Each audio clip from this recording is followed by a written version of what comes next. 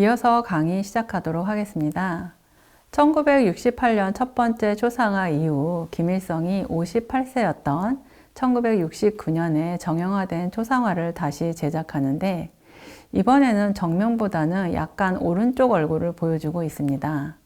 초상화의 정면상에 보여주던 딱딱하고 직선적인 느낌보다는 다소 부드러워 보이죠.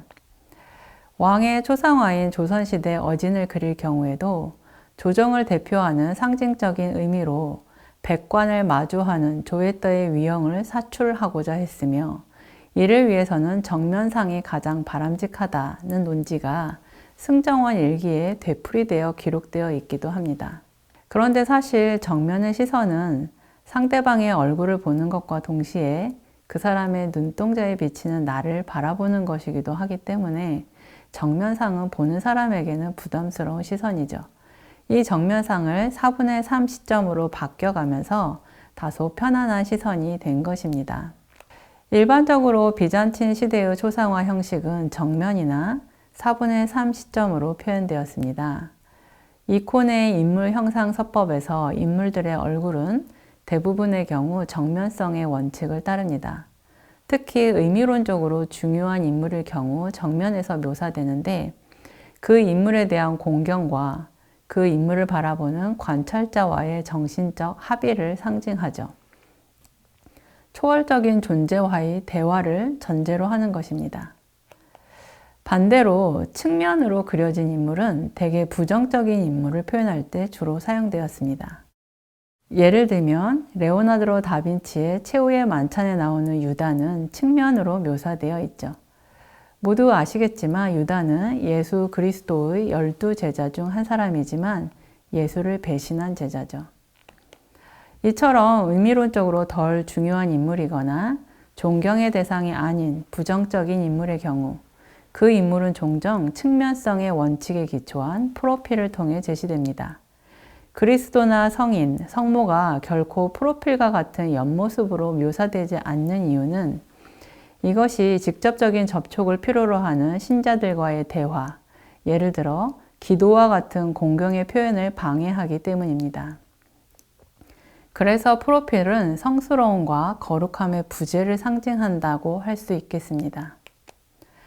특히나 초상화에서 인물의 눈은 인간의 존재를 육체적인 물질적 존재가 아니라 영적인 정신적 존재로 환치시키는 중요한 임계 지점의 역할을 맡게 됩니다. 눈은 영혼의 창이면서 초월과 내재를 매개하는 영역이죠. 이를 반영하듯 대개 이콘에서 형상화된 인물의 눈은 두 가지로 표현됩니다.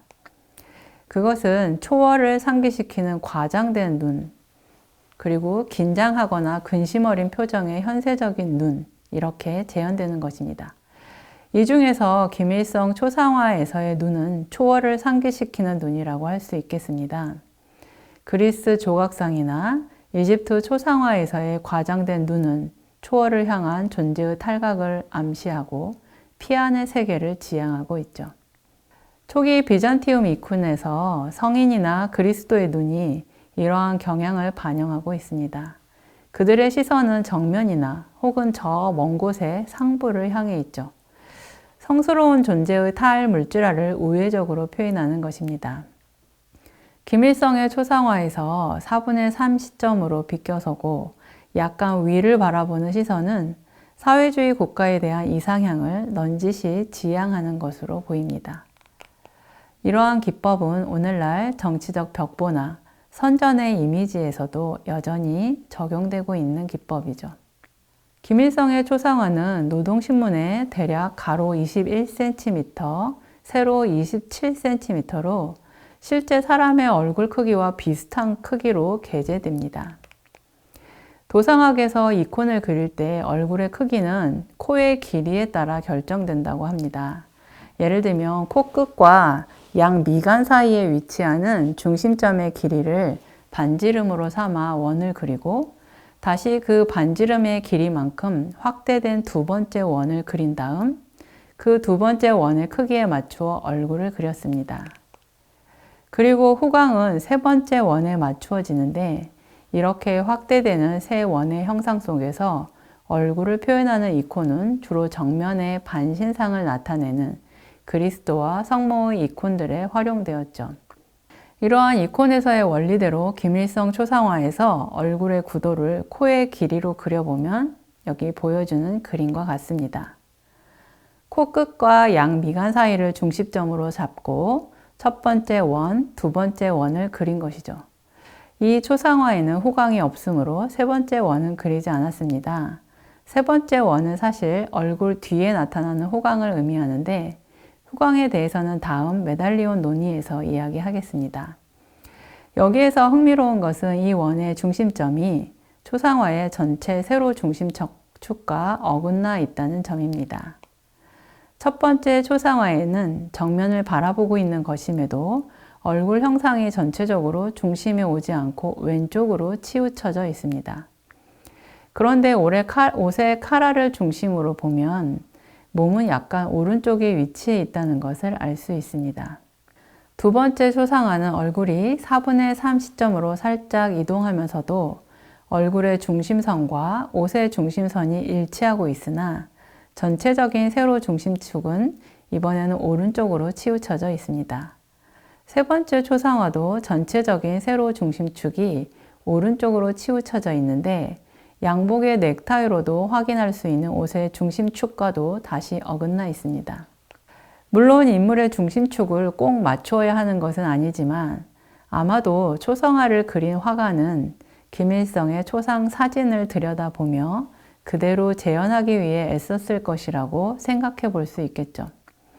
그렇다면 초상 사진에 틀어진 중심축은 김일성의 사진에 찍힌 기본 자세일 수 있습니다. 이러한 틀어진 중심축은 아마도 김일성의 얼굴 재현에서 김일성의 오른쪽 뒷목에 있는 혹을 가리기 위한 것이 아닌가 생각이 듭니다. 이렇게 늘 몸을 오른쪽으로 약간 틀고 왼쪽 어깨를 앞으로 내밀며 정면을 바라보는 자세. 이것이 이른바 김일성의 기본 자세였을 것입니다. 우리나라의 초상화는 일반적으로 왼쪽 얼굴을 그리는데 익숙해 있습니다. 조사에 의하면 왼쪽 얼굴의 초상화가 대략 97%라고 하는데 물론 이것은 사료에 따라 다르게 나타날 수 있고 정면상도 많았습니다. 예를 들어 가만히 살펴보면 우리가 쓰고 있는 화폐인 1,000원, 5,000원, 만원짜리 지폐에 그려진 태계 이황, 율곡 이희, 세종대왕 등은 모두 왼쪽 측면상이죠. 이는 어진을 그릴 때는 백관을 마주하고 조정에 임하는 모습인 정면관이 가장 바람직하지만 정면상을 그리기는 난해하다는 기록에서도 알 수 있듯이 약간 옆으로 시선을 주는 측면상이 많이 그려졌을 수 있습니다. 김일성의 초상화는 정면상에서 오른쪽 얼굴로 변화되었는데 실제로 오른쪽 뒷목의 혹이 전혀 드러나지 않도록 목선을 더 날렵하게 처리한 것을 확인할 수 있습니다. 그리고 이는 어쩌면 오른쪽 뒷목의 혹을 감추기 위해 실제 사진에서는 늘 왼쪽이나 정면상의 얼굴을 보일 수밖에 없었던 김일성의 얼굴 재현에 있어서 균형점을 맞추려는 시도로 오른쪽 얼굴을 그린 것이 아니었을까요? 그러나 김일성 사후 태양상은 모두 환하게 웃는 왼쪽 얼굴을 보여주고 있습니다. 일반적으로 왼쪽 얼굴이 친숙하다는 점에서 김일성은 사후에 매우 친숙한 얼굴로 태양이 되었다고 할 수 있겠습니다. 김일성 초상화는 모든 인민들이 가슴에 달고 다니는 초상 휘장으로 만들어졌으며 화폐 도안으로 활용되기도 했죠. 초상 휘장은 1970년 11월 김정일이 조선노동당 제5차 대회에서 즈음해 인민들의 한결같은 마음이 반영된 주석의 존귀한 영상이 모셔진 초상 휘장, 즉 배지를 만들어 당 대회 대표들에게 수여할 것을 발기했다라고 전해집니다.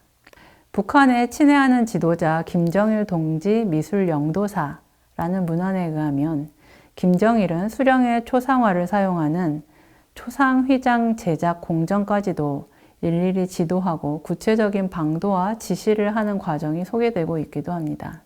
특히 초상 휘장은 시간이 지나면서 디자인이 다양화되고 계급을 구분하는 시각적 효과를 냈습니다. 1997년쯤부터는 김일성과 김정일을 함께 담은 배지도 만들고 있습니다.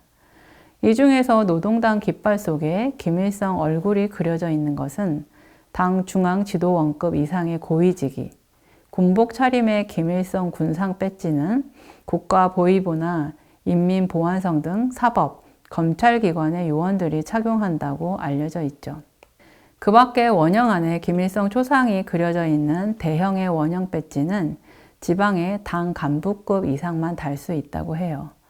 그리고 해외 교포들이 폐용하는 국기상 배지도 있습니다. 일반 주민은 간부급 배지의 절반 정도 작은 크기의 소형 원형 배지를 달고 있는 것이 보통입니다.